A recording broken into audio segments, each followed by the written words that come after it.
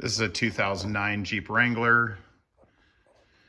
It's the same on most Jeep or Chrysler products. To change this is the O2 sensor wiring right here that I'm moving out of the way.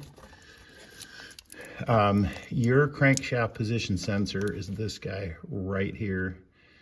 So a 10mm bolt, unplug this. It just pulls straight out of the hole once you undo the bolt on that little ear. Here's what it looks like out. This is the new one. And here is the part number. This is a standard ignition. All right, so I've loosened the bolt, which is right here. So just get that bolt out of there like that. And then the sensor itself just pulls straight out. And then I need two hands. And maybe I can get that without two hands. Yeah, I'm gonna use two hands, but anyway, you just unplug the sensor and put in the new one, which is right there.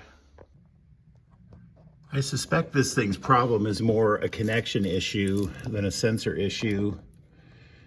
It's really dirty. Even the wire contacts look pretty dirty to me.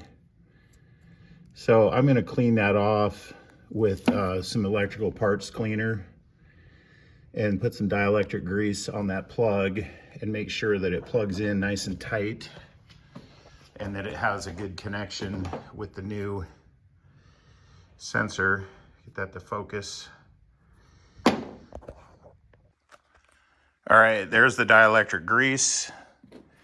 I just went ahead and pre-greased the actual sensor itself because it's kind of hard to get in there and hold the wire with two hands and then try to get the grease on the end of the plug.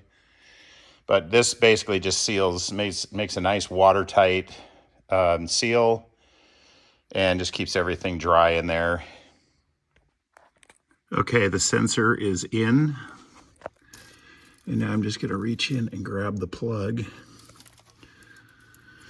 and shove that in like that. You can see it. And make sure it's in all the way. And that's it. Crankshaft position sensor is replaced.